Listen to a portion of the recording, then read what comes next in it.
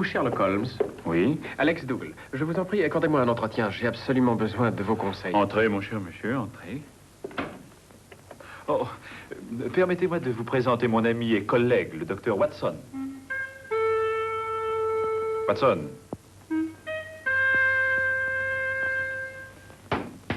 Watson.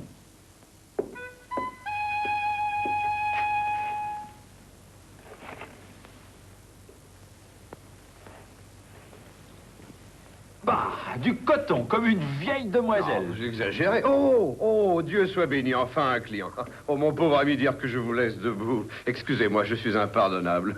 Là, tenez, asseyez-vous, je suis à vous tout de suite. Mon cher docteur, monsieur Dougal n'est pas votre client. C'est moi qu'il vient voir. Hein? Oh.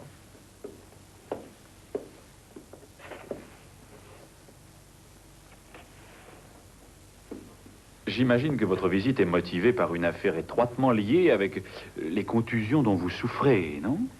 Affaire qui pourrait avoir bientôt un dénouement tragique si certaines jeunes femmes n'épousent pas certains monsieur que je lui ai déconseillé d'épouser. Mais d'autre part, il faut empêcher ce mariage, parce que... J'avoue que j'ai un peu de mal à vous suivre, monsieur Dougal. Quoique pour vous, ce soit très clair. Oui, excusez-moi, monsieur. Mais j'aurais peut-être mieux fait de vous expliquer d'abord que le public ne me connaît pas sous le nom d'Alex Dougal. Oui. Mais sous celui de...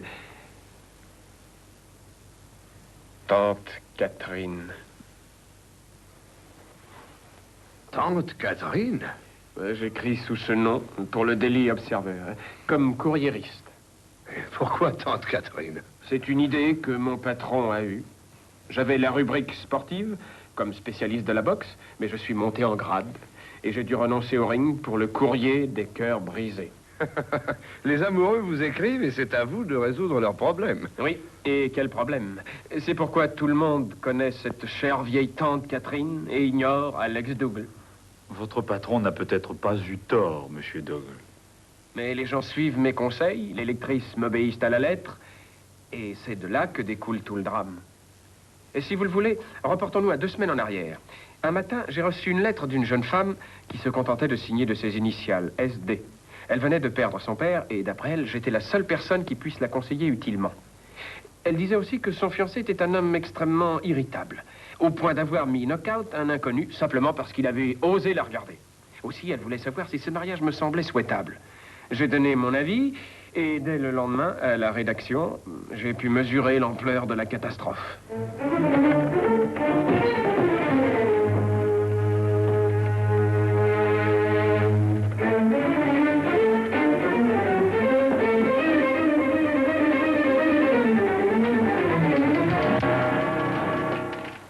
Où se trouve tante Catherine? Hein?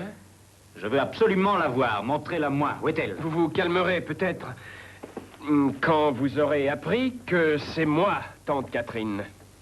D'abord, qui vous a introduit ici? Vous êtes tante Catherine? Oui, monsieur. Et soyez persuadé, si vous venez me soumettre un problème, que je n'ai nullement l'intention de le résoudre. C'est bien vous, tante Catherine. C'est le nom de plume que j'ai pris, oui. Cela vous dérange peut-être? Au contraire, vous ne pouvez savoir comme je suis enchanté de découvrir que tante Catherine est un homme. Vous êtes enchanté. Pourquoi? Parce que je n'aurais jamais osé faire ceci à une femme.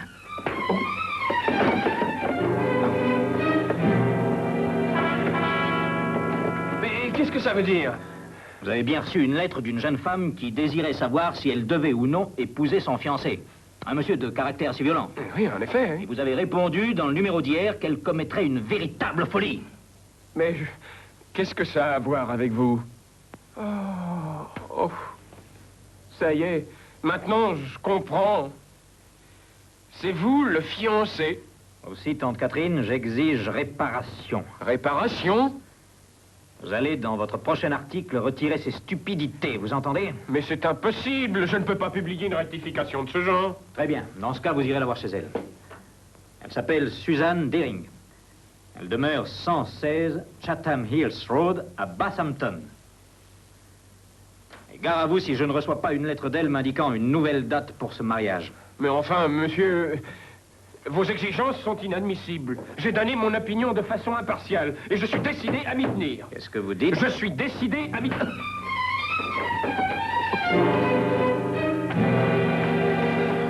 Alors, vous disiez? Je sais plus, au juste le numéro. C'est 116, je crois. Oh.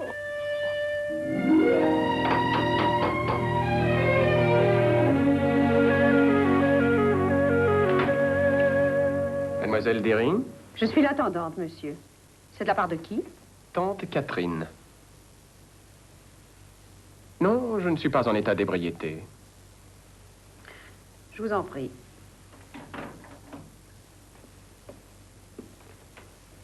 Attendez ici, je vais l'avertir.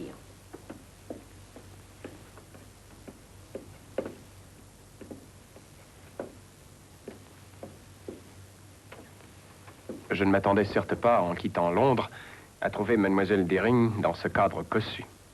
Mes lectrices étaient pour la plupart des midinettes, ou en tout cas des femmes de condition très modestes. De plus, Mademoiselle Dering était une héritière. C'est ce que je déduisis en voyant le portrait placé au-dessus de la cheminée. C'était celui d'Oliver Dering, un magnat de l'industrie, terrassé par une crise cardiaque 6 mois auparavant, alors qu'il se livrait à son sport favori, le cyclisme. C'était sans aucun doute le père de Suzanne Dering. Oh, enchanté, monsieur. Je suis très honoré. Ainsi, c'est vous, tante Catherine. Oui, mademoiselle. Le patron du journal trouve que ça inspire plus confiance qu'un nom aussi plat qu'Alex Dougal. Le mien, bien entendu. Mais je ne suis pas d'accord avec lui. Vraiment, vous trouvez que... Je lis toutes vos chroniques et je les aime. Elles sont empreintes de tant de compréhension et de sagesse. Elles évoquent pour moi les conseils que me donnait mon pauvre père. Ah oui? C'est curieux. S'il n'en était pas ainsi, je ne vous aurais pas consulté. Et je n'aurais pas décommandé mon mariage. Je vois. C'est précisément de cette question que je voudrais vous entretenir, mademoiselle Dering. Vous permettez que je m'asseye un instant? Oh, bien sûr. Oh, je m'excuse, vous semblez souffrant. Oh, un petit accident, ce n'est rien du tout. Encore. Vous ne voulez pas un coussin ou bien... Oh, non, non, merci. Ce qui m'ennuie bien plus que cette gêne dorsale, c'est le conseil que j'ai eu le tort de vous donner par la voix du journal. Mais il était excellent. Tout ce que vous disiez était si vrai, si juste. C'est grâce à vous que j'ai vu clair. Eh bien, j'en étais convaincu au début, moi aussi. Mais depuis que j'ai vu votre fiancé, Monsieur Murdoch... Vous vous êtes rencontrés? Oh, ça n'a été qu'un accident. Il vous a frappé. Et il vous a obligé à venir me voir. Ah non, qu'allez-vous chercher? Alors, comment vous êtes-vous blessé? Hein? J'ai fait une chute dans l'escalier. Je vous dis que ce n'est qu'un accident. Oh, pardonnez-moi, mais il est évident, rien qu'à vous voir, que... Oh, vous n'êtes pas de ces gens que l'on peut forcer à faire quoi que ce soit contre leur volonté. Ah non, ça je ne crois pas. Enfin, aussitôt après la visite de Monsieur Murdoch, j'ai eu conscience de ma responsabilité. Je suis venu vous dire de ne pas tenir compte de mon précédent conseil. Veuillez m'excuser, mademoiselle. Monsieur, c'est exactement ce que je lui ai dit. Personne n'est parfait, c'est entendu. Mais Monsieur Murdoch est à tout point de vue un parti enviable. Oui, il possède une mine d'or en Afrique, c'est ce que Tilda veut dire. Donc, s'il a demandé ma main, ce n'est pas pour mon héritage. Mais, Monsieur Dougal, vous ne l'avez jamais vu quand la colère le prend. Chère mademoiselle Dering, avez-vous jamais entendu parler du docteur Freud? Non. C'est un jeune Viennois. Il est l'inventeur d'une science nouvelle, la psychanalyse. La colère n'est jamais qu'une soupape de sûreté, l'exutoire normal de toutes les émotions. Elle est donc très normale. Monsieur Dougal, vous en savez des choses. Ça aussi, c'est normal. Je vais écrire immédiatement à Jack pour lui dire que tout est arrangé. Voilà. Et si vous avez une photographie de vous deux, je la ferai publier aux mondanités. Avec cette légende, une heureuse union en perspective. Monsieur Dougal, qu'est-ce qui vous arrive? J'ai dû me déplacer une vertèbre en tombant. Auriez-vous l'amabilité de poser une main sur mon épaule, de poser l'autre vers le bas de mes reins et de pousser... Oh. Merci. Monsieur Dougal, il faut absolument vous soigner. Vous devriez demander à votre femme de vous masser avec un liniment. J'ai bien peur que ce ne soit impossible, mais il y a un bon masseur au club, j'irai le voir. Alors, si je comprends bien, vous n'êtes pas marié? Non, hélas. Chaque fois que je commence à m'intéresser à une jeune personne, elle n'est pas libre. Que voulez-vous, c'est la vie. Mais je ne perds pas courage. Peut-être qu'un jour, je connaîtrai le bonheur comme vous et Monsieur Murdoch. Au fait, vous n'oubliez pas la photo? Oh, je vais vous la chercher.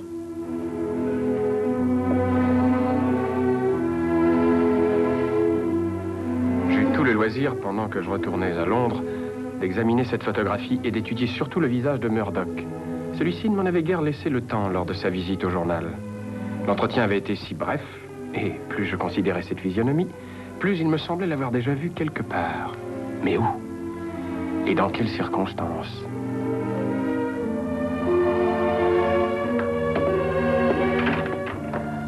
Alors, Dougal, ça a marché comme vous vouliez? Succès complet, à tel point que je compte bien la faire renoncer à ce mariage encore une fois. Vous n'êtes pas Jacques Murdoch, et vous ne possédez aucune mine en Afrique. Vous êtes Freddy Brill, escroc et bookmaker. Sans blague, où êtes-vous allé chercher ça? J'ai tenu la rubrique sportive de l'Observeur, monsieur. Et je me souviens très bien de vous. Vous avez fait de la prison pour avoir tué un jockey plus malin que vous. Et il m'est facile de le prouver. Si vous ne me croyez pas, vous n'avez qu'à me suivre. Tous les documents sont ici. Ça me paraît bien inutile. C'est ce que je pense également. Donc c'est l'héritage de mademoiselle Deering. Qui m'intéresse. Et je doute que vous puissiez le lui dire. Que comptez-vous faire? D'abord, je vous invite à mon mariage comme garçon d'honneur. Quoi? Je n'ai plus le droit de vous laisser libre d'agir. Et comme garçon d'honneur, vous aurez de bonnes raisons pour être tout le temps à mon côté. Mais c'est insensé. Ensuite, j'ai une promesse à vous faire. Si Suzanne venait à connaître ma vraie identité avant notre mariage, je ne chercherai pas à savoir qui la lui a révélée. Car ce ne pourrait être que vous. Et je vous tuerai sans aucune hésitation.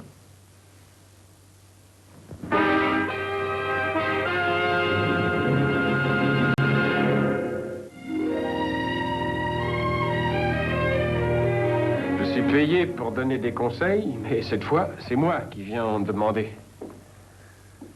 Comment résoudre ce dilemme? Si je démasque Murdoch, il n'y a pas de doute qu'il tiendra sa promesse. Mais d'un autre côté, je suis un las si je le laisse mettre le grappin sur cette malheureuse Suzette. Tiens, Suzette, comment cela? Eh bien, jusqu'à ce que j'ai réussi à lui échapper, il y a 1 heure à peu près, Murdoch m'a gardé à côté de lui au moyen de menottes. Et quand il a vu mademoiselle Deering, moi aussi je l'ai vue. Ah oui, elle est très jolie, je crois. Oui, et j'ai même constaté qu'elle me troublait étrangement. À tel point que j'aimerais être le marié, non pas seulement le garçon d'honneur. C'est peut-être une chose encore possible, monsieur Dougal. Vous plaisantez? Avec Murdoch derrière la porte? Croyez-moi, il sera bientôt derrière des barreaux. C'est bien facile à dire, Holmes. Mais vous n'allez pas démasquer Murdoch au risque de faire tuer ce jeune homme. Non, Watson, les seuls à risquer leur vie dans cette affaire, ce sera vous et moi. Ah. Oh. Mon plan d'action n'est pas encore bien défini, mais je vous conseille de retourner auprès de monsieur Murdoch et d'être son garçon d'honneur plus que jamais. Je vais m'occuper de vous. Je compte entièrement sur vous, monsieur Holmes. Merci, monsieur Holmes. Pas de quoi. Un instant.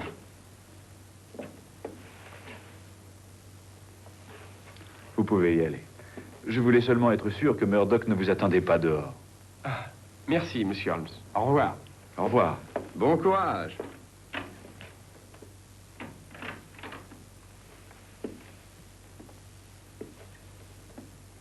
Comment comptez-vous secourir ce pauvre garçon? En empêchant Murdoch d'atteindre son objectif. Mais comment? Je vais prouver qu'il a assassiné le père de mademoiselle Deering. Quoi? Enfermé derrière des barreaux, Murdoch ne pourra épouser mademoiselle Deering ni tuer ce pauvre Dougal. Mais le père de mademoiselle Deering est mort d'une crise cardiaque en faisant de la bicyclette, vous le savez comme moi. Mon cher Watson, on a fait croire qu'il se promenait à bicyclette. Là, vraiment, vous exagérez, Holmes. Vous n'avez même pas quitté cette pièce. Comment pouvez-vous avancer cela? Ah, voilà. Je savais que je l'avais rangé quelque part. Tenez, regardez.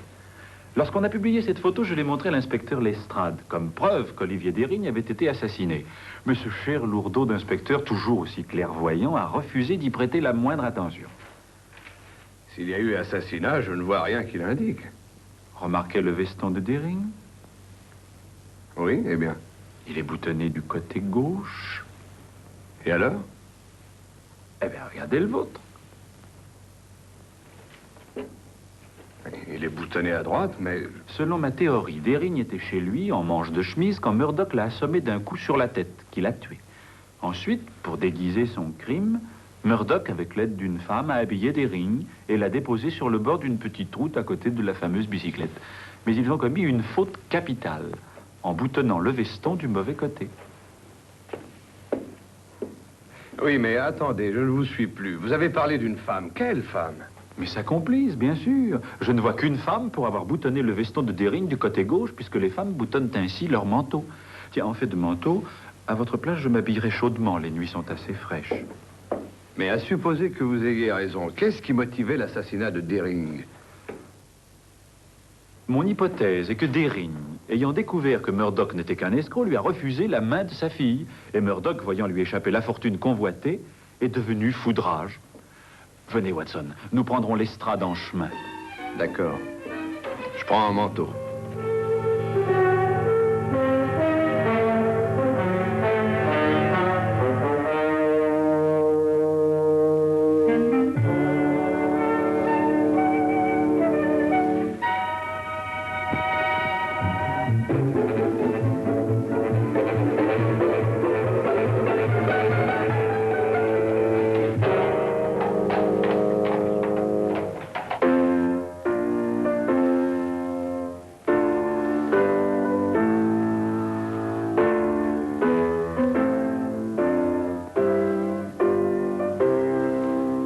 Qu'est-ce qui vous prend encore?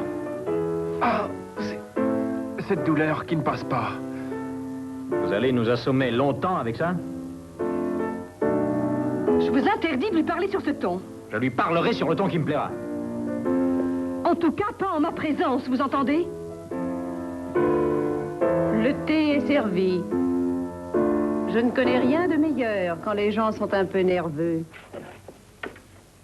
Attention, si tu te mets en colère, tu vas encore tout gâcher. Je vais servir, Tilda, je vous remercie.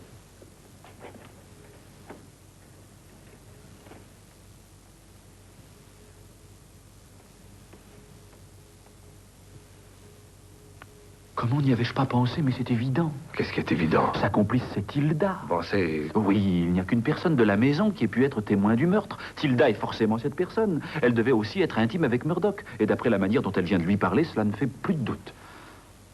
Je trouve votre théorie aussi fantastique aujourd'hui que la première fois, Holmes. Lestrade, donnez-moi votre revolver. Et pourquoi faire? Juste confronter ma théorie avec la réalité. Oh non, mais vous êtes fou, voyons. Soyez sans crainte, je ne vais tuer personne.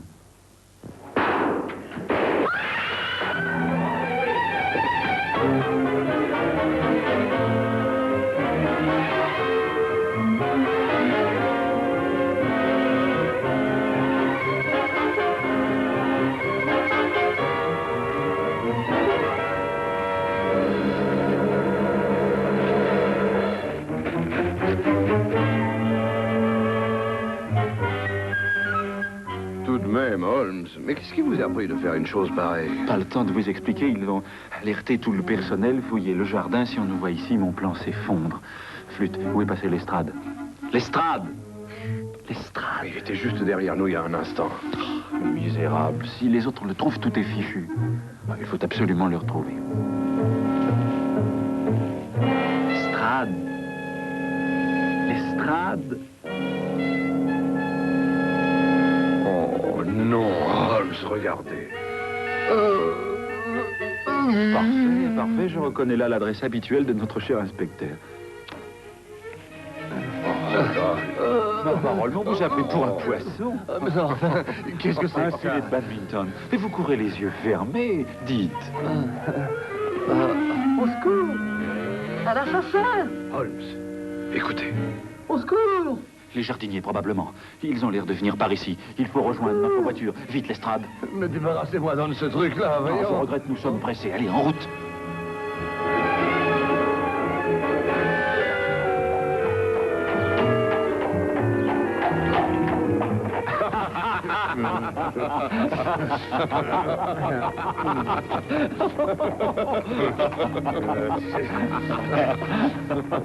Je ne vois rien qui puisse justifier, monsieur Sherlock Holmes, un tel débordement de gaieté.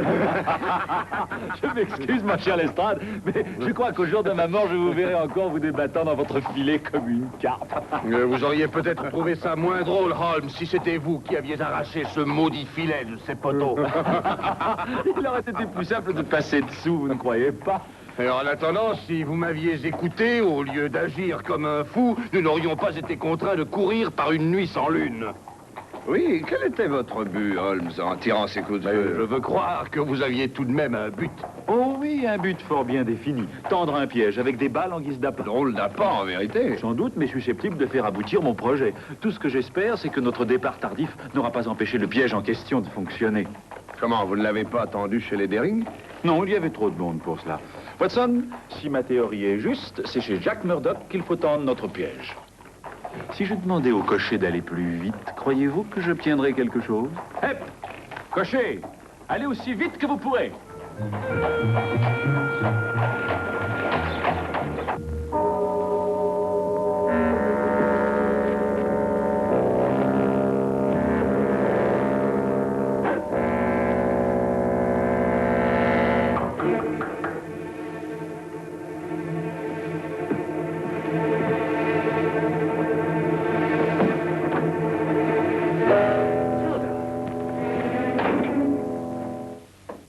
Doug est là-haut. Si jamais il te voyait... Je n'en ai pas pour longtemps. Non, mais tu es folle. Il n'y a plus que 2 jours d'ici le mariage, et après, on partage le magot. Tu veux dire que tu le gardes pour toi? Tu n'as jamais eu l'intention de partager l'argent avec moi. Pourquoi te fais-tu du mauvais sang? Du moment où j'épouse Suzanne, il y a 50 livres pour toi. Je te l'ai promis, alors. Oui, mais la situation était un peu différente. J'étais là quand tu as tué le père d'Érigne. Et tu avais peur que j'aille tout raconter à la police.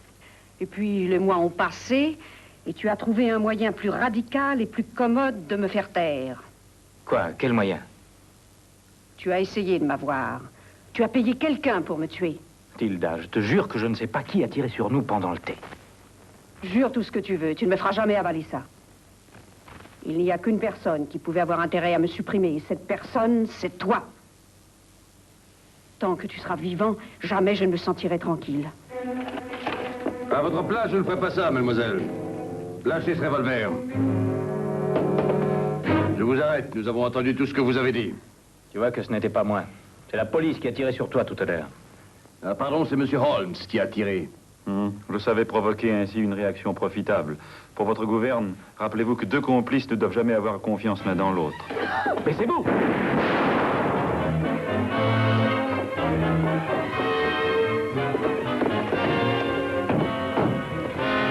Alors ça, c'est plus fort. J'ai perfectionné ma droite depuis que j'ai fait sa connaissance. Félicitations, mon cher, c'est du très joli travail.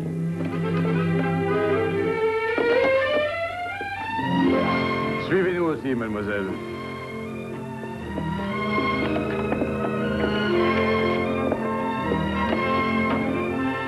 Dans la bagarre, je crois que j'ai changé de sexe. Tante Catherine est morte. Je vais demander à Suzanne de m'épouser. C'est une bonne idée. Oui, j'irai dès demain matin, car ce soir, il est trop tard. Oh, ça, je ne crois pas qu'il soit trop tard. Vraiment? Non. Il n'est jamais trop tard. Alors, j'y vais tout de suite? Je vous le conseille.